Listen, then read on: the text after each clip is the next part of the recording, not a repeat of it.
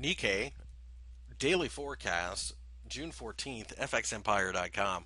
The Nikkei, as you can see, fell hard during the session. We gapped lower, broke through the 13,000 yen level, and just kept falling on Thursday. It was absolutely horrible. We ended up down about 6.3% and closed at the bottom of the session, which is session's range, which is a very bearish sign in and of itself as well. That being said, it looks like we are coming up upon a cluster that should offer some support, so we wonder how much more of the downside there is there, at least in the short term. Quite often, after a sell off like this, you'll see an attempt at support, value trader step in, that kind of thing.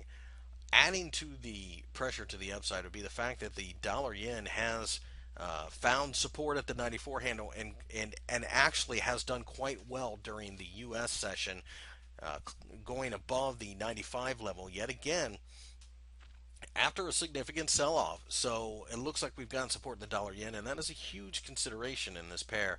On top of that, you'll have to watch the JGB markets as to whether or not the yields are getting out of control again.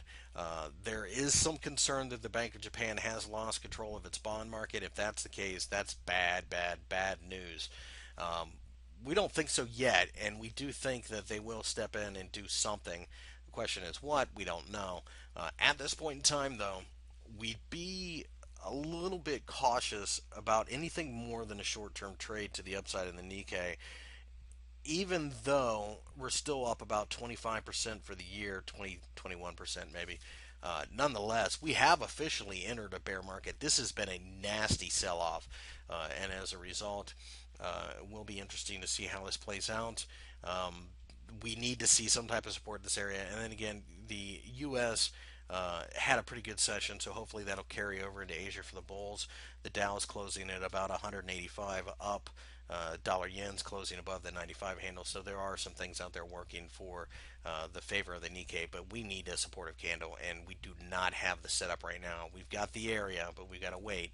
If you're a short-term trader, perhaps watch the hourly charts. You get a hammer or even a gap higher or something to that effect to hang your hat on.